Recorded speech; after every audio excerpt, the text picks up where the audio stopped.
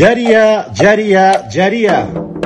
Улуттук оюндардын өнүгүшүнө салымын кошкон белгилүү саяпкер Бейшен уулу жол аязыны эскерүүгө арналган эрең иш ат чабыш оюндары 2024 жылдын 2 март күнү Бишкек шаарындагы Ак Кула ат майданында өткөрүлөт.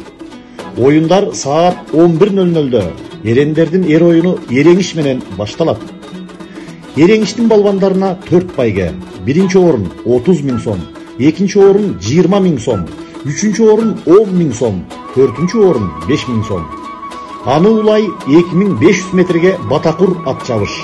Биринчи орун кой, экинчи орун 10 000 сом, үчүнчү орун 5 000 сом. Тай чабыш 3000 метр аралыкка чабылат. Биринчи орун жылкы, экинчи орун торпок, үчүнчү орун кой, төртүнчү орун козу, бешинчи орун 5 000 сом. Кунан чабыш 7000 метрге чабылат. Биринчи орун автомашина, экинчи орун жылкы, үчүнчү орун торпок, төртүнчү орун кой, бешинчи орун козу, алтынчы орун 5 000 сом, жетинчи орун 3 000 сом.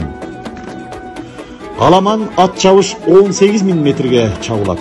Биринчи орун автомашина, экинчи орун жылкы, үчүнчү орун торпок, төртүнчү орун кой, бешинчи орун козу, алтынчы орун 5 000 сом, жетинчи орун 3 000 сом. Ат чабыш оюндарында төлөм акы, взнос алынбайт.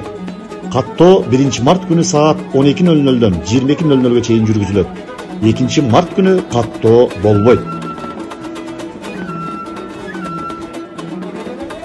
Аттарыңар байгелүү болсун.